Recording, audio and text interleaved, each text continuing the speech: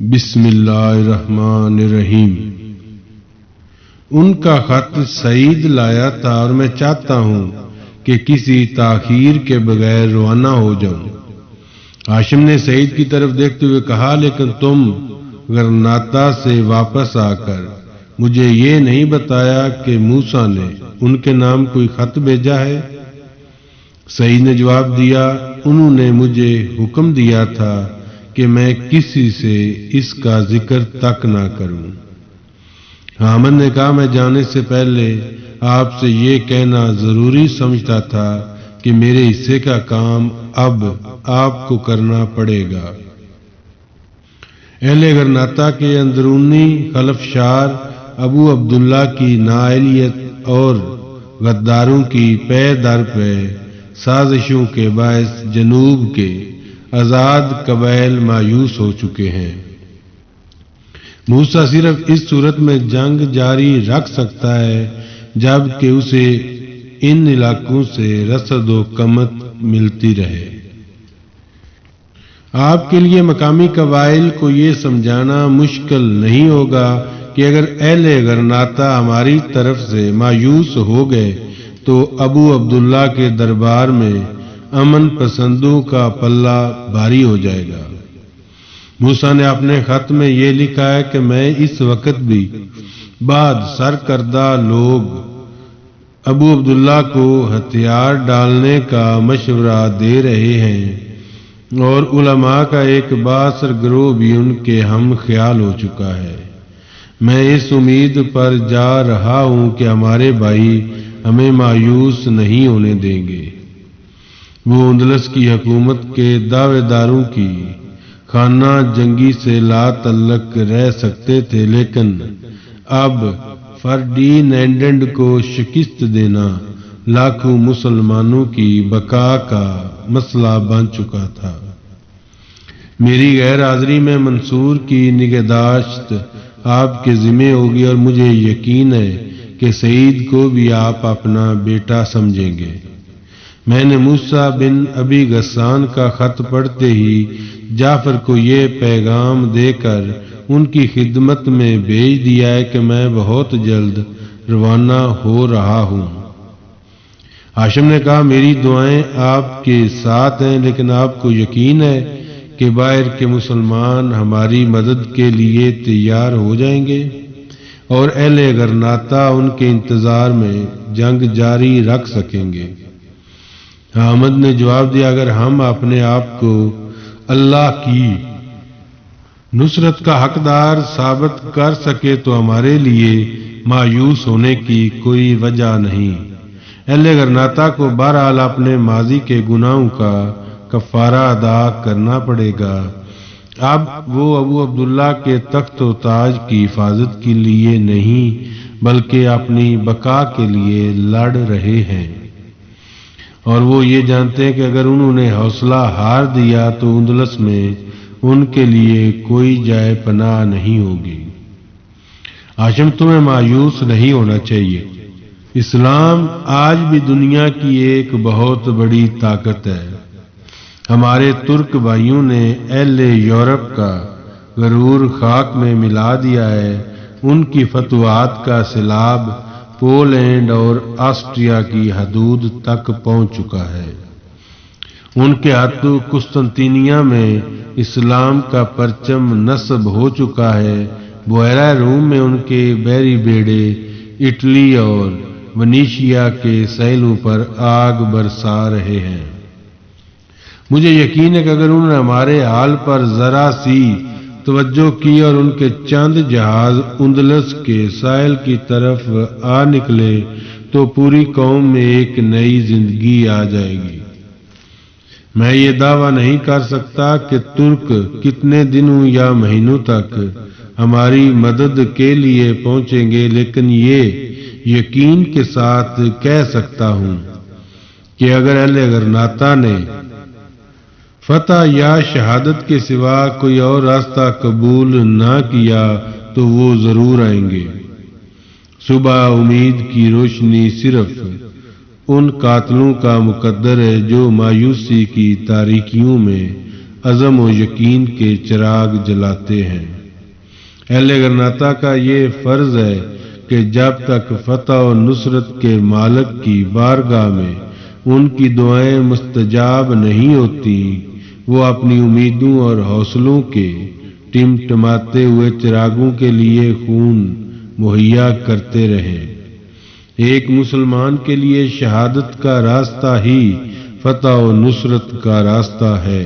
مجھے غرناطہ کے عوام سے کوئی خطرہ نہیں، انہیں غلامی کی ذلت کے مقابلے میں عزت کی موت کا راستہ دکھایا جا سکتا ہے۔ میں اندلس کے ساحل تک گھوم آیا ہوں اور ان بستیوں اور شہروں کے لوگوں کا حال جانتا ہوں جن کے متعلق یہ خیال کیا جاتا ہے کہ وہ نصرانیوں کی غلامی پر کانے ہو چکے ہیں، اور میں یہ بلا خوف تردید کہہ سکتا ہوں کہ ان کے سینوں میں آزادی کے ولولے سرد نہیں ہوئے۔ جب کسی افق سے امید کی ہلکی سی کرن دکھائی دے گی تو وہ دوبارہ اٹھ کھڑے ہوں گے۔ مجھے صرف غرناطہ کے ان اکابر سے خدشہ ہے جو اپنی وقتی تدبیروں کو صراط مستقیم کا نعم البدل سمجھتے ہیں۔ مجھے ان عافیت پسندوں سے خطرہ ہے جو یہ سمجھتے ہیں کہ جب غرناطہ کا سپاہی اپنی تلوار پھینک دے گا تو فرڈینینڈ ان کے لیے امن کا پیغام لے کر آئے گا، ان کے گھر اور جائیدادیں محفوظ رہیں گی اور وہ نصرانیوں کے پیرے میں آرام کی نیند سو سکیں گے۔ اگر کسی دن تم یہ محسوس کرو کہ غرناطہ میں ان خود فریب مسلمانوں کا پلہ بھاری ہو رہا ہے تو تمہیں وہاں پہنچ کر انہیں راہ راست پر لانا چاہیے۔ غرناطہ کے حریت پسند عوام اور حق پرست علماء تمہارا ساتھ دیں گے۔ اب میں تم سے اجازت چاہتا ہوں، ابھی تمہیں انتہائی قابل اعتماد لوگوں کے سوا کسی سے میری مہم کا ذکر نہ کرنا چاہیے، اور عاتکہ تمہیں بھی بہت احتیاط سے کام لینا ہے۔ حامد اٹھ کر کھڑا ہو گیا۔ ہاشم نے کہا، آپ صبح جائیں گے؟ نہیں، میں ابھی جا رہا ہوں، گھر میں میرا گھوڑا تیار کھڑا ہے۔ آپ کے ساتھ اور کون جائے گا؟ میں یہاں سے اکیلا جاؤں گا اور اگلی بستی سے کسی کو ساتھ لے لوں گا۔ میں آپ کو آپ کے گھر سے رخصت کروں گا۔ وہ سارا سما اب اس کی آنکھوں کے سامنے پھر رہا تھا جب حامد بن زارا کو گھر کے دروازے کے باہر آنسو سے بھیگی ہوئی مسکراہٹوں کے ساتھ خدا حافظ کہہ رہی تھی، اور پھر اپنے کمرے میں سرب سجود ہو کر غرناطہ کے اس رجل عظیم کی کامیابی کے لیے دعائیں مانگ رہی تھی۔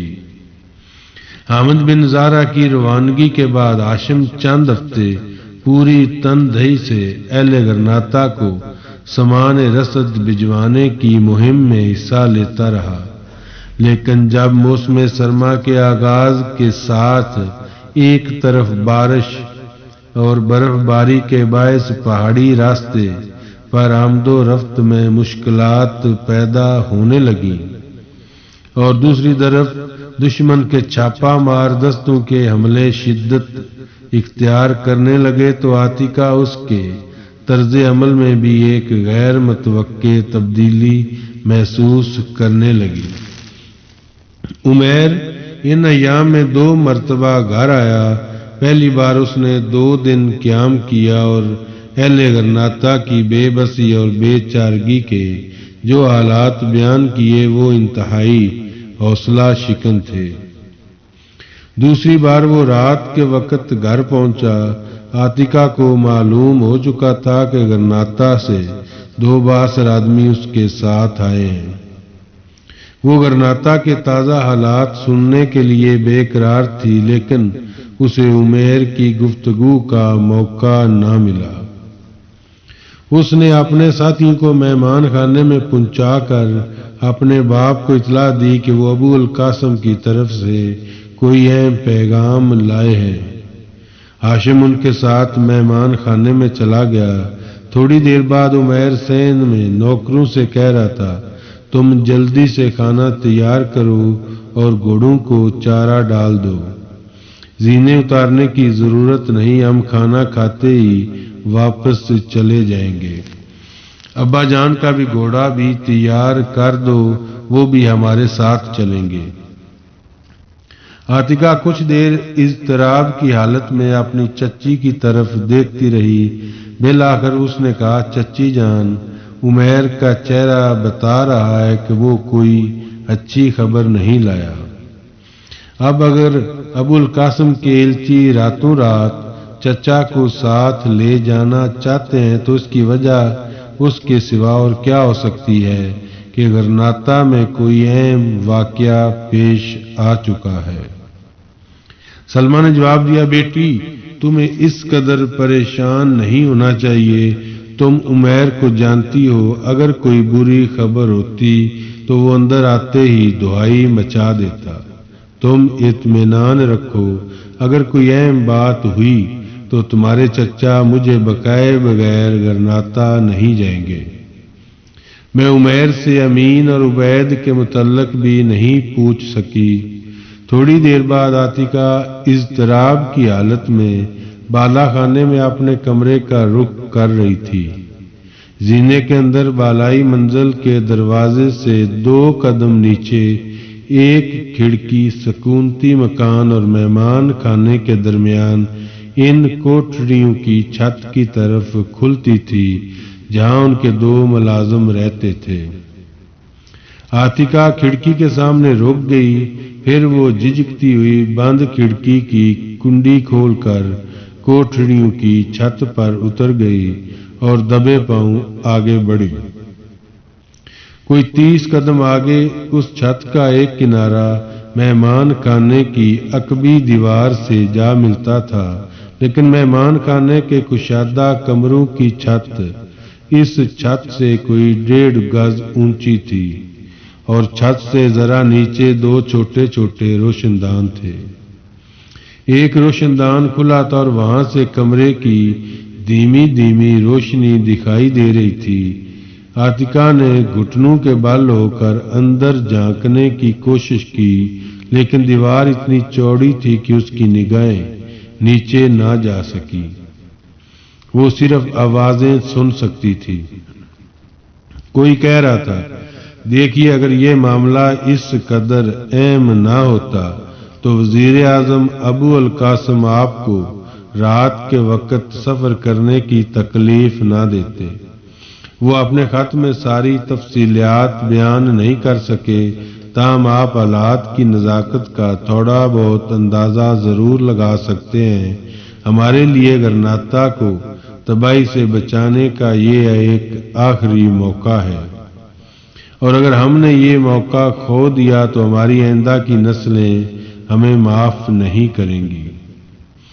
ہاشم کی آواز آئی، میں نے ابو القاسم کے حکم کی تعمیل سے انکار نہیں کیا، میں غرناطہ چلنے کے لیے تیار ہوں، لیکن اگر ابو القاسم یہ چاہتے ہیں کہ میں اس علاقے کے تمام قبائل کی طرف سے کوئی ذمہ داری قبول کروں تو مجھے پہلے ان قبائل کے اکابر سے مشورہ کرنا پڑے گا۔ دوسری آواز آئی، جناب ابو القاسم نے آپ کو اس لیے نہیں بلایا کہ وہ آپ کو کوئی ایسی ذمہ داری سونپنا چاہتے ہیں جسے آپ پورا نہ کر سکیں۔ وہ صرف قوم کے اکابر سے مشورہ لینا چاہتے ہیں۔ اگر وہ آپ کو قائل نہ کر سکے تو ممکن ہے کہ آپ ہی انہیں قائل کر سکیں۔ آپ کو بلایا اس لیے ہے کہ وہ آپ کی رائے کو بہت اہمیت دیتے ہیں۔ ہاشم نے کہا، بہت اچھا، میں تیار ہوں۔ عمیر نے کہا، ابا جان مجھے یقین ہے کہ آپ انکار نہیں کریں گے، اس لیے میں نے آتے ہی آپ کا گھوڑا تیار کرنے کا کہہ دیا تھا۔ ہاشم نے کہا، تم جا کر اپنی ماں کو تسلی دو، تمہارے بھائی بے خیریت ہیں۔ کمرے میں قدموں کی آہٹ سنائی دی اور عاتکہ جلدی سے اٹھ کر اپنے کمرے کی طرف چل پڑی۔ اس کے دل کا بوجھ قدرے کم ہو چکا تھا اور وہ اپنے دل کو یہ تسلی دینے کی کوشش کر رہی تھی کہ وزیر ابو القاسم دشمن پر فیصلہ کن حملہ کرنے سے پہلے قوم کے اکابر سے مشورہ کرنا چاہتا ہے، لیکن اس بات سے اسے الجھن محسوس ہوتی تھی کہ موسیٰ بن ابی غسان کے ہوتے ہوئے یہ پیغام وزیر کی طرف سے کیوں آیا ہے اور اس کے چچا کے تذبذب کی کیا وجہ تھی۔ ہاشم کو گرناتا گئے 10 دن ہو چکے تھے اور گاؤں میں کسی کو معلوم نہ تھا کہ وہاں کیا ہو رہا تھا۔ اسی دوران سعید بھی گاؤں سے غیر حاضر رہا۔ منصور ہر روز عاتقہ کے گھر آتا تھا، لیکن سعید کے متعلق وہ بھی کوئی تسلی بخش اطلاع نہ دے سکا۔ ایک دن عاتقہ نے زبیدہ کو بلا کر تاکید کی کہ تم سعید کے واپس آتے ہی ہمارے ہاں بھیج دینا۔ 2 دن بعد وہ صبح کی نماز سے فارغ ہوئی تھی کہ منصور بھاگتا ہوا اس کے کمرے میں داخل ہوا اور اس سے کہا، ماموں جان آ گئے ہیں۔ کہاں ہیں وہ؟ مسجد میں لوگوں سے باتیں کر رہے ہیں، ابھی یہاں پہنچ جائیں گے، رات کے وقت گھر پہنچے تھے۔ عاتقہ تیزی سے منصور کے ساتھ نیچے اتری۔ اس نے برآمدے سے اپنی چچی کے کمرے میں جھانک کر دیکھا، وہ قرآن مجید کی تلاوت کر رہی تھی۔ اس نے جلدی سے سین عبور کیا اور ڈیوڑی کے قریب روک کر سعید کا انتظار کرنے لگی۔ تھوڑی دیر بعد سعید کی جھلک دکھائی دی۔ عاتقہ چند قدم بائیں طرف ہٹ کر کھڑی ہو گئی۔ سعید نے اس کے قریب پہنچ کر کہا، مجھے رات آتے ہی تمہارا پیغام مل گیا تھا، لیکن بہت دیر ہو گئی، تم بہت پریشان ہو، کیا ہوا ہے؟ عاتقہ نے پوچھا، تم گرناتا گئے تھے؟ نہیں، مجھے وہاں جانے کا موقع نہیں ملا۔ میں پچھلے دنوں الفجارہ میں مصروف رہا ہوں، مجھے وہاں رضاکار بھرتی کرنے کا کام سونپا گیا تھا۔ عاتقہ نے کہا، تمہیں کچھ معلوم ہے کہ گرناتا میں کوئی اہم فیصلہ ہو رہا ہے؟ سعید نے جواب دیا، میں صرف اتنا جانتا ہوں کہ موسیٰ بن ابی غسان بہت جلد شہر سے نکل کر دشمن پر حملہ کریں گے اور ساتھ ہی سمندر کے ساحل تک مفتوح علاقوں کے عوام دشمن پر ٹوٹ پڑیں گے۔ گرناتا کے حالات ایسے نازک ہے کہ ہم زیادہ دیر تک اکا دکا جھڑپوں پر اکتفا نہیں کر سکتے۔ تم نے ایک دن کہا تھا کہ ابو عبداللہ اور ان کا وزیر ابو القاسم اس جنگ کے نتائج کے متعلق زیادہ پر امید نہیں۔ اگر ان کا بس چلا تو وہ جنگ جاری رکھنا پسند نہیں کریں گے۔ ہاں، گرناتا کے عوام یہی محسوس کرتے ہیں، لیکن موسیٰ بن ابی غسان کی موجودگی میں ان کا بس نہیں چلے گا۔ تمہیں معلوم ہے کہ چچا ہاشم گزشتہ 10 دن سے گرناتا میں ہے؟ ہاں، میں نے گھر پہنچتے ہی یہ بات سنی تھی، لیکن تمہیں معلوم نہیں کہ وہ ابو القاسم کی دعوت پر وہاں گئے ہیں۔ اس کی طرف سے 2 آدمی یہ پیغام لے کر آئے تھے کہ وزیر اعظم نے آپ کو ایک اہم مشورے کے لیے بلایا ہے۔ عمیر ان کے ساتھ تھا۔ لیکن اس میں پریشانی کی کون سی بات ہے؟ تمہیں معلوم ہے کہ تمہارے چچا کے خیالات سپہ سالار کے خیالات سے مختلف نہیں، اور وہ ابو القاسم کو کوئی غلط مشورہ نہیں دے سکتے۔ عاتقہ نے کہا، اگر حملے کے متعلق کوئی بات ہوتی تو چچا جان کو ابو القاسم کی بجائے موسیٰ کی طرف سے پیغام آنا چاہیے تھا۔ میں یہ خطرہ محسوس کر رہی ہوں کہ کہیں ابو القاسم نے موسیٰ کا اثر کم کرنے کے لیے قوم کے 12 بااثر افراد کو اپنا ہم خیال بنانے کی مہم نہ شروع کر دی ہو۔ سعید نے جواب دیا، موجودہ حالات میں ہمیں ایسی بات سوچنی نہیں چاہیے۔ اگر ابو القاسم کے دل میں ایسا خیال آیا بھی تو وہ تمہارے چچا کو رازدار بنانے کی حماقت نہیں کرے گا۔ اگر اس نے چچا ہاشم سے مشورہ کرنے کی کوئی ضرورت محسوس کی ہے تو اس کی ایک ہی وجہ ہو سکتی ہے کہ وہ یہ کہ حالات نے اس کو موسیٰ کے ذہن سے سوچنے پر مجبور کر دیا ہو۔ وہ دشمن سے آخری مارکے کے لیے قوم کے فعال عناصر کا تعاون حاصل کرنا چاہتا ہے، ورنہ تمہارے چچا جان کے متعلق اسے یہ غلط فہمی تک نہیں ہو سکتی کہ وہ صلح کی کسی بھی تجویز پر بات کرنا پسند نہیں کریں گے۔ عاتکہ نے پر امید ہو کر کہا، اگر تم یہاں ہوتے تو مجھے اس قدر پریشانی نہ ہوتی۔ میرے دل میں طرح طرح کے وسوسے سر اٹھا رہے تھے۔ میں یہ سوچا کرتی تھی کہ شاید فوج کا ایک عنصر اس طویل جنگ سے دل برداشتہ ہو کر صلح کا حامی بن چکا ہے اور وہ موسیٰ کو اپنے راستے سے ہٹانے کے لیے کوئی گہری سازش کر رہا ہے۔ سعید مسکرا دیا، وہم کا تو کوئی علاج نہیں۔ تمہارے اطمینان کے لیے یہ بات کافی نہیں کہ تمہارے چچا جان غرناطہ میں موجود ہیں۔